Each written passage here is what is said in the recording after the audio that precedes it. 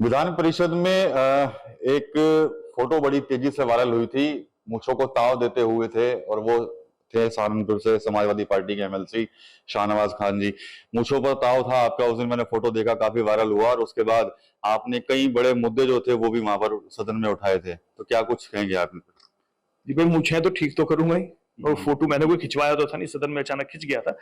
रही सदन की बात, देखिए हम जनप्रतिनिधि हैं, लोगों ने जिस यकीन के साथ हमें वहां भेजा है, जिस यकीन के साथ पार्टी ने हमें वहां भेजा है, चाहे उसमें मैं हूं चाहे सांसद महोदय, हम दोनों ने ये चीज तय कर रखी है कि जितनी भी आवाज हम संसद में उठा सकें, विधानसभा परिषद में उठा सके, उतनी उठनी चाहिए। तो उसके लिए पहले से तैयारी भी करनी पड़ती है, लोगों के बीच में रहना पड़ता है, उनकी समस्या को जानना पड़ता है, और वही कोशिश हुई हमारी। इस बार जो का सदन रहा वो बहुत महत्वपूर्ण था, मानसून सदन था, छोटा वक्त था, तो छोटे वक्त के अंदर जितने भी सवाल उठा सकें मैंने अपने क्षेत्र के उठाए। जैसे सुनाटी खरकड़ी में एक बिजली घर का मैटर था, वो हमने उठाया। चंद्रपुर सहारनपुर में कोई बस अड्डा नहीं है, उसके बारे में हमने उठाया। धमोला नदी के समीप जितने भी गांव हैं जिसमें कैंसर के बीमार इस टाइम ज्यादा संख्या में हो रहे हैं, वो वाला मुद्दा हमने उठाया। इसके अलावा सहारनपुर शहर में जो कंपनी बाग है, जो उसके अंदर एक 20 रुपए का शुल्क लिया जा रहा है, मेरा उसके लिए ये सुझाव दिया गया सरकार को, इसको कम किया जाए या इसको खत्म किया जाए, ताकि जो आम जनमानस है वो इसमें, क्योंकि कोरोना के बाद बहुत लोगों का जागरूकता बढ़ी है। इसके अलावा हमने सहारनपुर में जो गांव है जिसमें पानी की टंकियां अभी भी अधूरी पड़ी हैं या सड़कें खुदी पड़ी हैं, हमने उसका एक मुद्दा उठाया। उसके अलावा हमने जो पानसर में गांव रेडी गुन्ना से ये जो ढमोला आ रहा है, इसमें सिल्ट जमा हो जाती है, जिसमें जब बरसात आती है तो पानी ओवरफ्लो होकर गांव में घुस जाता है।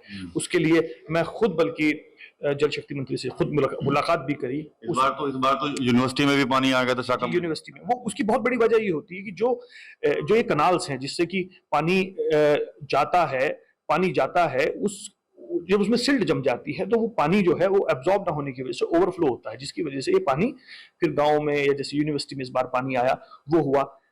मैं खुद जल शक्ति मंत्री जी से मिला था, तो हमारे विधानसभा क्षेत्र सहारनपुर देहात में एक जगह है रूपड़ी, दोनों तरफ गांव की बसासत हो चुकी है, बीच में से राजवाह जा रहा है, तो उसको हमने पक्का कराने के लिए बात की है।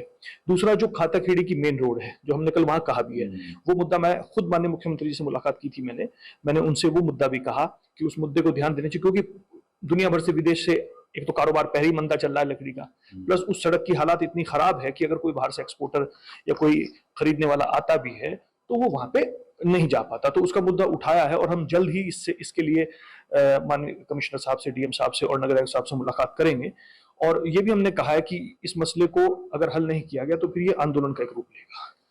दूसरा, उसके बाद हमने जो अंबेडकर स्टेडियम में भी 20 रुपए बच्चों से शुल्क लिया जा रहा है, गरीब बच्चे सुबह जो अपनी प्रैक्टिस करने के लिए आते हैं। लतीफपुर भूंड में और जो नित्यानंदपुर में जो अवैध खनन हो रहा है, उस पर मैंने बात की है, और डिप्टी सीएम केशव प्रसाद मौर्य जी ने यह आश्वासन दिया है कि बरसात के बाद, और इन्होंने सदन में पटल को आश्वासन दिया है कि बरसात के बाद एक उच्च स्तरीय टीम सहारनपुर में आएगी, जिसमें जनप्रतिनिधि भी होंगे, और ये जो लगातार अवैध खनन की जो शिकायतें मिल रही हैं उसके ऊपर इसकी जांच होगी, और जो इसमें पाया गया दोषी उस पे होगा। उसके अलावा जो आजकल ट्रांसफार्मर ओवरलोड होने के कारण से उपभोक्ताओं से कहा जाता है कि भाई आपको नया ट्रांसफार्मर लेना पड़ेगा कनेक्शन लेने के लिए, उसके लिए आप पैसे दीजिए, उसका एक मसला मैंने बिजली मंत्री से बात की।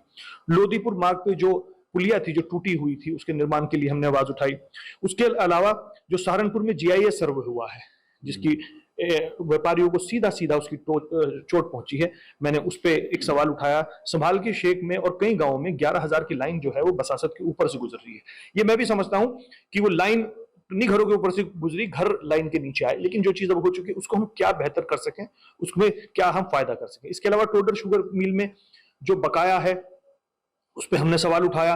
और इसके अलावा जो चिलकाना मार्ग है, दुमझड़े वाला चिलकाना मार्ग है, ये पूरा मार्ग क्षतिग्रस्त है, इसको ठीक करा लिया जाए, इसके ऊपर हमने बात उठाई।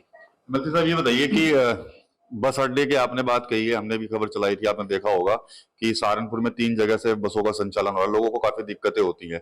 खबरें चली थी कि यूपी का एक ऐसा जिला जहां पर एयरपोर्ट है, हवाई जहाज नहीं है, बसें हैं लेकिन बस अड्डा नहीं है। मैंने उस बारे में, आपने सदन में देखा होगा, मैंने सवाल उठाया और उस पर एक बहुत ही पॉजिटिव रिस्पॉन्स भी आया। देखिए, मैं अगर भले मैं विपक्ष में हूं, लेकिन मैं ये नहीं कह सकता कि रातों रात में अड्डा तैयार हो जाएगा, लेकिन वैकल्पिक व्यवस्था बनाना जरूरी है। जो जवाब माननीय मंत्री जी ने दिया था, जो उनके अधिकारियों ने उनको दिया है, उन्होंने खुद उसमें माना कि बसें सड़कों के किनारे खड़ी हैं, तो जब सड़कों के किनारे बस खड़ी होंगी तो जाम लगना स्वाभाविक है। तो उसमें मैंने मानक मऊ, रिमाउंट डिपो और दिल्ली रोड तीनों के लिए उन्हें एक व्यवस्था ये समझाई है कि जो वहां पे जगह खाली पड़ी है वो बसें वहां पे खड़ी कर लें, और जो 2 बसें भरी जा रही हैं, 1 या 2 बसें, वो वहां खड़ी रहें। तो वैकल्पिक जब तक बस अड्डा, क्योंकि बस अड्डे के लिए जमीन खरीद ली गई है, कुछ पैसा भी आवंटन हो गया है, और मैंने माननीय मंत्री जी से ये भी आग्रह किया कि इस काम को जल्दी निपटा लिया जाए, क्योंकि ये लाइफलाइन के तौर पर देखा जा रहा है। वही आपका जो कहना कि एयरपोर्ट है तो जहाज नहीं है और बसें हैं तो अड्डा नहीं है। तो मुझे उम्मीद है, जिस तरह का आश्वासन पटल से सदन को मिला है, मुझे उम्मीद है कि जल्द से जल्द इस पे काम शुरू होगा और इस बीच में एक वैकल्पिक व्यवस्था बनाई जाएगी। कुछ भी घटना हो जाती है प्रदेश के अंदर तो उसको कहीं ना कहीं सांप्रदायिक रंग देने की कोशिश होती है, पूरी तरह से वो फिर हिंदू मुस्लिम बनाया था। कोई इस तरह के मुद्दे भी कुछ उठाए कि उठाए आपने? देखिए साहब, ये जो हिंदू मुस्लिम वाला मैटर है, ये ऐसा है जैसे दाल में तड़का। इसको मैं तो कभी सीरियसली लेता नहीं। मेरा हिंदू समाज में भी, मुस्लिम समाज या और भी जितने समाज है, मेरा बराबर का उठना बैठना है, मेरे से उनसे उसी तरह का प्रेम है। और मैं कभी कभी उदाहरण तौर पे एक बात कहता हूं, मैं इसको सीरियसली क्यों नहीं लेता, क्योंकि पब्लिक भी इसको सीरियसली नहीं लेती। वजह है उसकी, अभी हम लखनऊ थे, मैं तो नॉनवेज खाता नहीं हूँ, हमारे एक मित्र आए थे, उन्होंने कहा कि साहब हमें नॉनवेज खिलवा दीजिए। तो एक वहाँ रेस्टोरेंट है दस्तरखान, हम वहां पहुंचे तो जो वहां के मालिक थे उन्होंने कहा विधायक जी आप मुझे फोन कर देते क्योंकि बहुत भीड़ है आज। तो मैंने कहा क्यों, ऐसी क्या बात है भीड़ है? कि साहब सावन खत्म हुआ है। तो सावन खत्म हुआ है तो नॉनवेज खाने वालों की संख्या बढ़ गई। अब समझ सकते हैं वो कौन है। हमारे सहारनपुर में मेट्रो बार है, रमजान में इसकी सेल घट जाती है, तो भी आप अंदाजा लगा सकते हैं कि कौन छोड़ रहे हैं उस वक्त में। तो जब ये पब्लिक सीरियसली नहीं ले रही है तो हमें और आपको इसको बिल्कुल सीरियसली लेना चाहिए। हम इसी मिट्टी में पैदा हुए, यहीं मरेंगे, आपस में जिएंगे, एक दूसरे के सुख को बांटेंगे। और सियासत में हम हैं, सियासी रोटियां सेकने के लिए लोग बहुत कुछ कहते हैं, लेकिन मेरा व्यक्तिगत अगर आप पूछेंगे, सियासत चले ना चले, वोट मिले ना मिले, लेकिन मैं हिंदू मुस्लिम समाज बिरादरी, मैं इसकी सियासत ना कभी की है और ना कभी जिंदगी में करूंगा। पूजा पाल का निष्कासन हुआ है, पार्टी ने किया है, तो कैसे देखते हैं आप इन तमाम जो बहुत ज्यादा प्रकरण छाया हुआ है, चर्चाओं में है पूरा प्रकरण ये? देखिए पार्टी का फैसला, पार्टी ने जो भी फैसला लिया होगा सोच समझ के लिया होगा। तो एमएलसी शाहनवाज खान है, सदन में जो मुद्दे इन्होंने सहारनपुर के उठाए हैं, इसके अलावा जो एक घटना का जिक्र इन्होंने कर दिया है जो हिंदू मुस्लिम को लेकर जो सांप्रदायिक तनाव की स्थिति जब बन जाती है, तो एक उदाहरण जो है एमएलसी शाहनवाज खान की तरफ से जो है वो पेश भी किया गया है। टीवी9 यूपी के लिए सहारनपुर से विकास करते हुए।